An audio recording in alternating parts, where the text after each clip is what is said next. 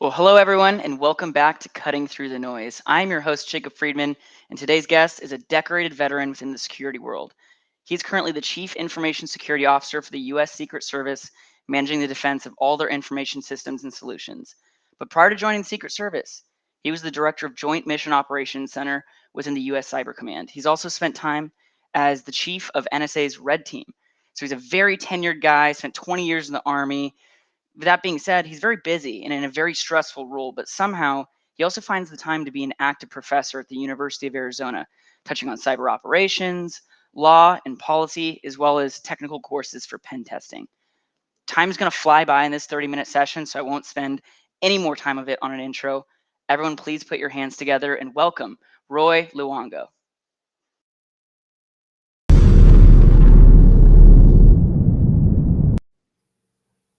Hey, Roy. Hey, sir. How are you? Doing great, man. How are you? I'm doing wonderful. Thank you for having me.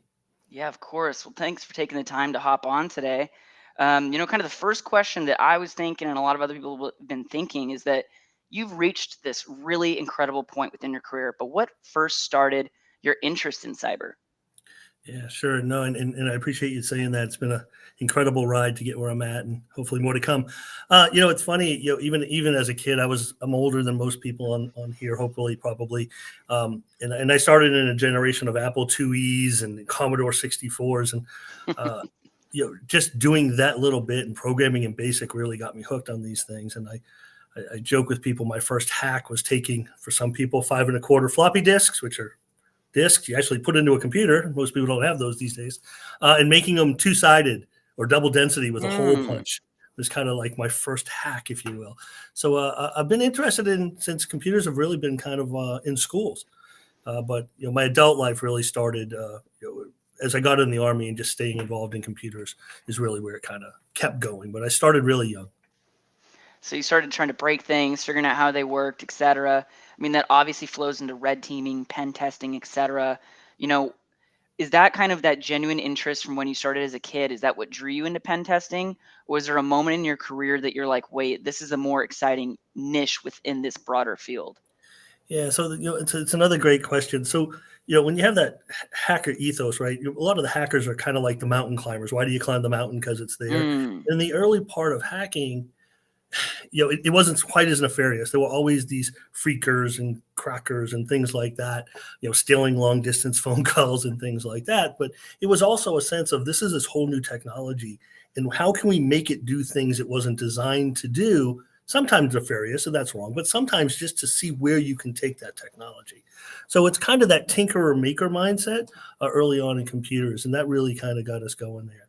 And it stayed with me through my Army career. We haven't really got there, but my Army career, when I first went in, had nothing to do with cyber. It was actually military intelligence, and it was a high frequency direction finder, which means I listened to radio frequencies and kind of found out where they were so we could do more intelligence or even kinetic actions on them. So it had nothing to do with that. But early in my Army career, I was on what we called opposing force. So I pretended to be a bad guy for military operations. And there's something, I'll say, fun about being the bad guy and making sure that our blue forces or our military can better themselves through defense. And that's exactly what a red team is, just on a computer side versus on an actual battlefield. Yeah, I mean, you're a better defender when you know how you personally would attack yourself, right? Absolutely. Absolutely. So as you're kind of going into, this offensive kind of mindset and everything, I guess, knowing where you're at right now in your career, what is something that you wish you knew when you were just starting and kind of getting into this, being the tinkerer that you were? Yeah. I think not just the technical skills, but some of the ethics around what we do is something huge. I don't think it was something we envisioned early on when that kind of maker attitude was really starting some of the hackers out. When I grew up, there was actually a physical magazine called 2600. I know it's still available in digital form, but it was where people just posted things, say, "Hey, how do I break this?" Hmm. Um, and unfortunately, all too often, you'd see things like banners like U.S. government or here's a company. And back then, the ethics of hacking wasn't so in set where it was, I shouldn't do this. It was more the, can I do this?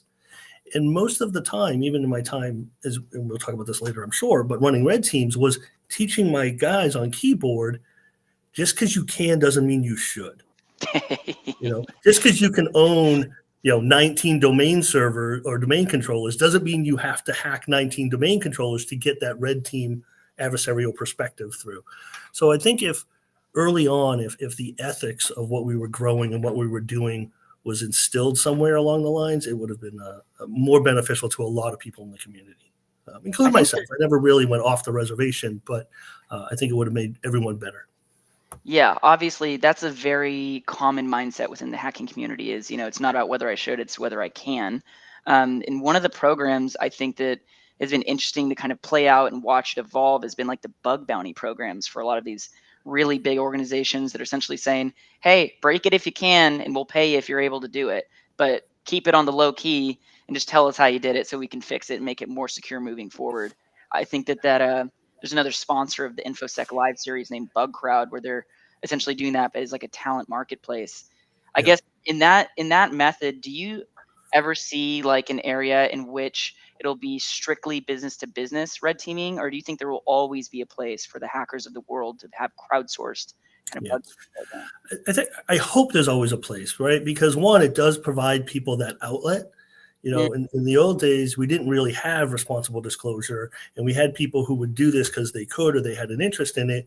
And then if they tried to disclose it to companies, sometimes companies took great offense, right? And prosecutions and things like that happened. So I think the bug bounty programs and programs where you can engage in this curiosity aspect of our field, but in a productive way, I hope it always exists. I think when we start talking about only company to company or hiring red teams, that type of stuff, I think there's going to be a place for that too.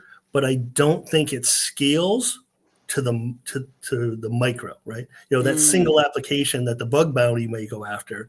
You're going to pay a lot of money to have a company do a full blown application vulnerability assessment against that, or you open it up to a crowdsource bug bounty and see if they can do it. So I think I hope it always exists. I think it has a place now permanently, and I think it keeps people who could go the wrong way at least interested in doing things the right way.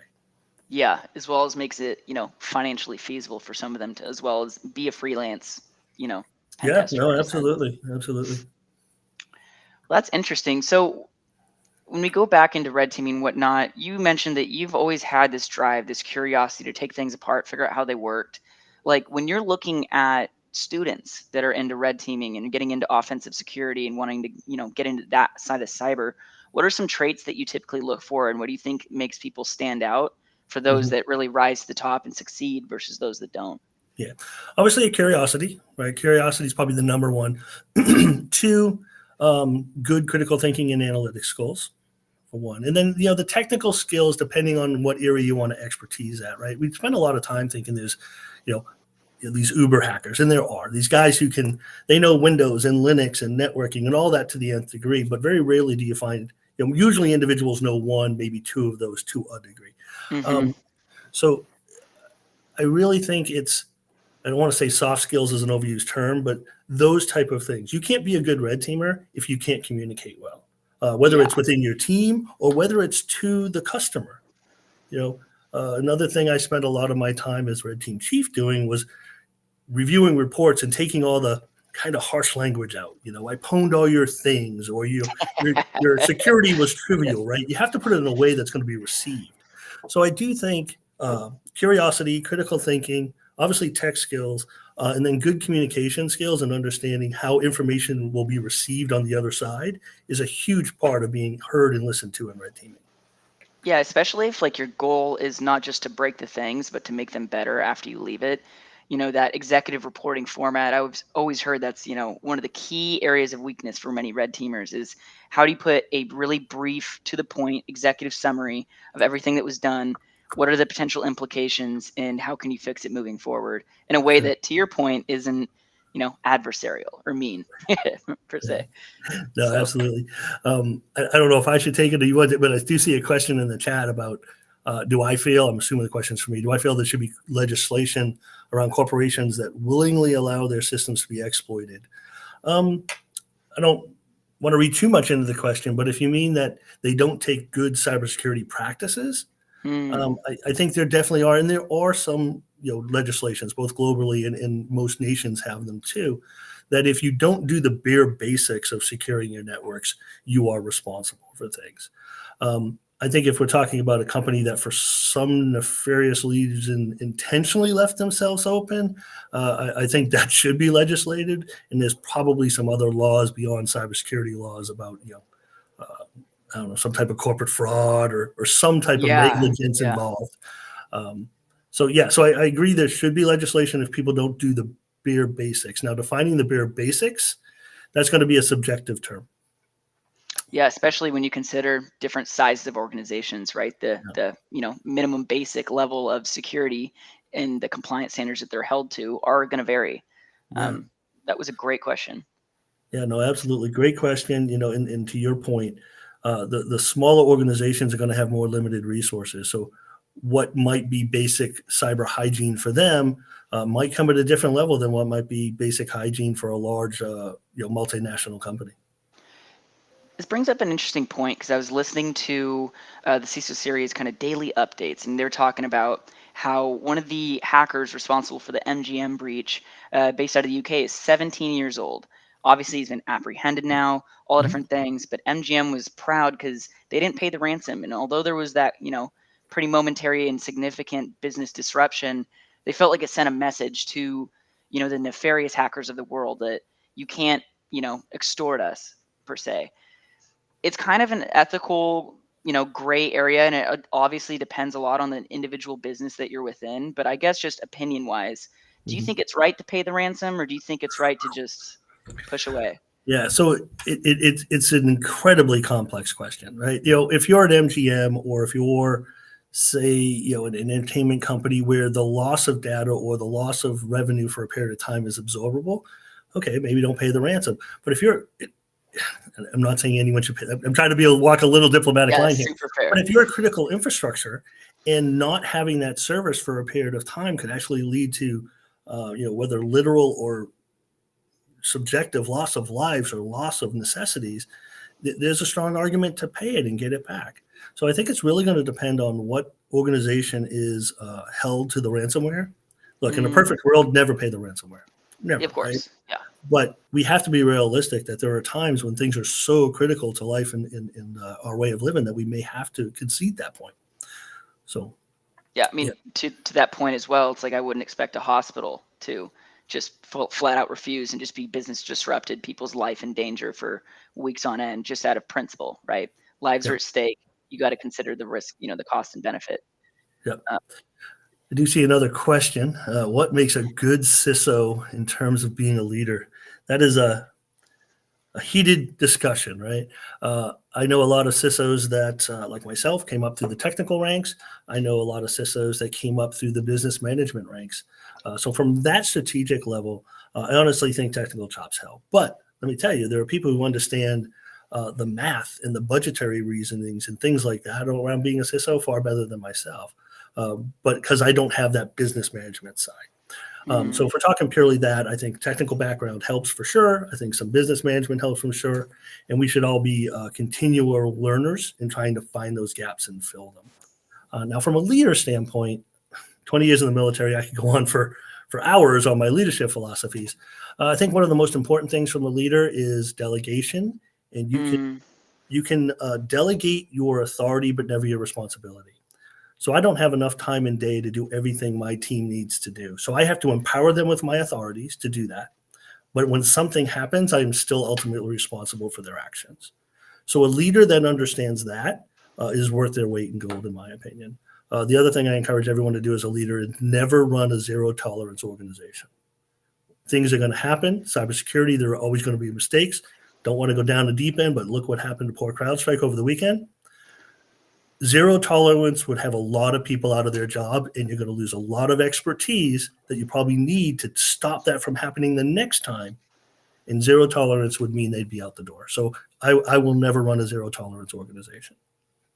Yeah, I think that forgiveness aspect is something that isn't as much touched on. I know we were chatting a little bit earlier how you can see it all over LinkedIn. The memes are great, but there's a lot of people dunking on others when they're down. And you don't know what 100% led up to that. You don't know what's at fault. It's a lot of times like these aren't a malicious type of action. It was a genuine mistake, an accident, and an error that has led to a catastrophic, situation. Right. But there's been other leaders that they say, if you've ever worked in programming centering, or et cetera, like you haven't really truly lived until you've caused a significant business disruption by accident.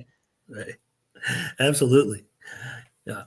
No, that's a great question though. And leadership skills are a hard skill. They're really a hard skill because you can't learn them from a textbook. You can learn the philosophies of them and the definitions of them, but until you practice them, you're never going to make it into a muscle movement of actions that you take. Did you ever have like a book or some sort of like learning situation or material that helped define and create your leadership strategy? Yeah, and I love to tell people I'm not really a biography reader. I'm more of a fiction type guy. But Colin Powell's book, I read his book, and I took a lot out of it. Matter of fact, his zero tolerance stance came from when he was a lieutenant. He actually lost his sidearm, which is terrible, right? In the military, losing your weapon is ridiculous. But he fully acknowledges that if he had been zero tolerance out of the military, we would have never had one of probably the best generals we've ever had in the military. So his biography meant a lot to me from a leadership perspective. And then there's just been others through the military, my career in the military that I've picked up from. But from a material, that one probably struck me the most. Was there ever like a leader that you've known personally that really stood out to someone that you're like, they just crush it, they get it? Mm-hmm. Yeah, there's probably been quite a few, and I just have to think through them. Matter of fact, I just ran into one yesterday who was he was a brigade commander at the time. Now he's a general, and one of the things he did for me was he let me do what I felt I needed to do. His oversight was truly oversight. When a lot of people say oversight, there's still some tendrils of management and micromanagement in there. His really was go do what needs to be done as long as you're following the commander's guidance, which is usually generic. I'll tell you one thing you kind of learn at the higher levels of at least federal or government leadership is strategic objectives are usually what we call ill-defined. So you give someone a generic problem and then you let them go solve it. So right now, gentlemen, I'll give him a shout out, General Vile, just got back into cybercom after a stint down in Georgia. He truly let me run the organization I was running with little oversight as long as I was maintaining his objectives. And those are the people I want to work for. Yeah, I mean, that sounds like that's kind of the situation where there's time to breathe and there's room for creativity, right? When you're given a little bit of agency and you're not just the executioner, you can actually use your brain a little bit of, what is the best way to approach this? Yeah, my current boss now, Kevin Nally, he's the CIO for Secret Service. He's also a retired general from the Marine Corps. He's very much the same way. A lot of his commentaries are one-liners and usually end with "I trust you." So and that's the best way for me as a leader to run my organization. I'm given enough latitude, or some people say rope to hang myself, but I'm given enough latitude to move the team around the way I need to without having to make sure someone else's model of the objective is met, right? And what I mean by that is, when we have a mission or we have an objective or we have an end state we have to hit, I, as a leader, can tell people all the steps in between to get to that objective, or I can say, just get me to the objective, and then I empower them to do that. And the least stressful on leaders is that second one. Here's my objective, and if there are specifics they have to hit, then you have to give them that. But if I say, hey, get me to Z, if I don't care about B through Y, let them do it. One, it gives people a sense of ownership. And two, it allows them to be creative and use their ingenuity, whatever, as long as it's all within what we can do. it Of allows course. them to do that. And it's another part of leadership. We keep coming back to this, and great question whoever asked it is, if I tell all my people who I'm probably paying quite a bit of money for in cybersecurity how to do every little thing, I'm not getting what I'm paying for. I'm paying for thinkers. I'm paying for people to do analysis and get from one end to the other. Uh, and it frees me up to do what I need to do. I have things I have to think about too, right? So letting them go do what they need to do is imperative. That's awesome. And I think that another thing to consider is that comfort in being able to delegate also comes from the talent level that is on your team, right? That trust that's built when you know that they're competent in their ability to deliver, I think is another aspect we can get into is like, great leaders also, are benefit from having a great team. And you hear a lot of that when you start to see people really, standing out in regardless of the field. Yeah, I think it's a byproduct of the military. And look, if you want to join the military, join the military. I love my time in it, but not everyone does choose to do that. But it doesn't matter if there are two privates digging a ditch in the military. Somebody's in charge of digging the ditch. So we Hmm. learn at a very young age to run a small team, then a slightly bigger team, and eventually, you're running a company, a battalion, or a platoon, or a brigade. So we learn incrementally how to lead more and more people. And then from eventually at some point it goes from leading people to leading multiple teams of people because that's a different type of leadership. Uh, so it is one of the byproducts of the military that I think the military does right. That's a spot on. So one thing I was thinking about was you're so busy, you're doing a lot of different things, but you're an actual professor right now at the University of Arizona teaching a variety of courses. What inspired you to teach for them specifically, and also why teaching? Like, what drew you into that?